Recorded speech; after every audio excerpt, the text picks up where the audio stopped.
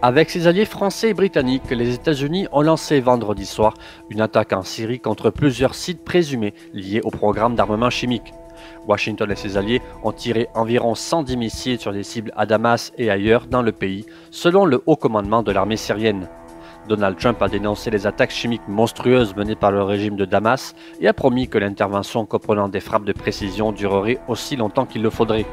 La France veut relancer le processus de sortie de crise en Syrie après les frappes, faisant le pari que c'est aussi dans l'intérêt de l'incontournable Russie, un allié indéfectible de Damas en remettant en selle l'ONU. Les frappes, si elles avaient une portée limitée sur le plan tactique, n'ayant duré pas plus d'une heure, pourraient forcer la Russie à reconsidérer son ambition de contourner les négociations onusiennes, puisque l'Occident ne semble plus flair dans l'ambiguïté.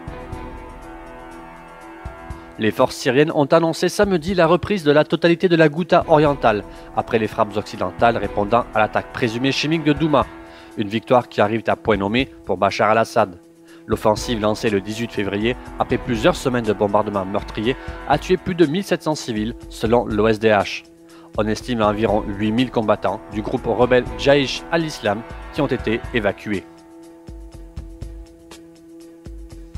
Le gouvernement du Canada et les Premières Nations visées par le traité numéro 1 ont franchi une étape importante sur la voie de la réconciliation et du renouvellement des relations avec les peuples autochtones avec la signature d'une entente de principe pour les anciennes casernes Cap Yonge qui faisaient partie de la 17e escadre Winnipeg.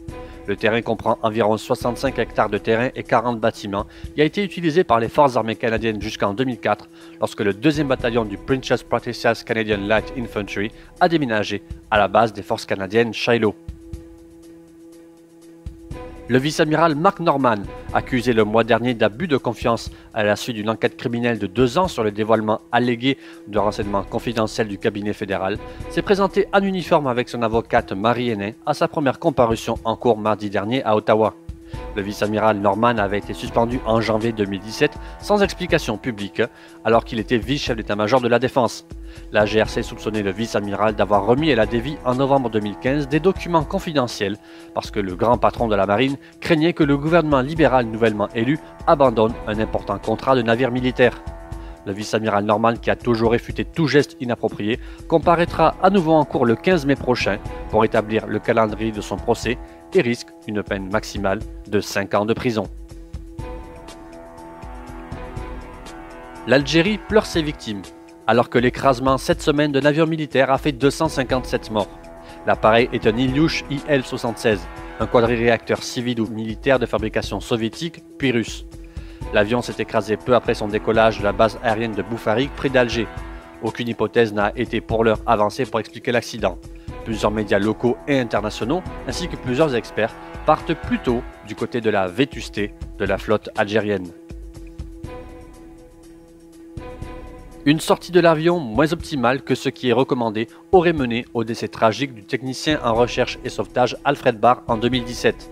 En raison de ce fait, l'ouverture de son parachute ne s'est pas fait de la meilleure des façons et a induit une ouverture partielle, en spirale, pour finir en torsade et suspente. Ayant tenté par tous les moyens, y compris en larguant son dispositif de délestage d'équipements personnels de recherche et de sauvetage, le technicien s'est cependant écrasé au sol.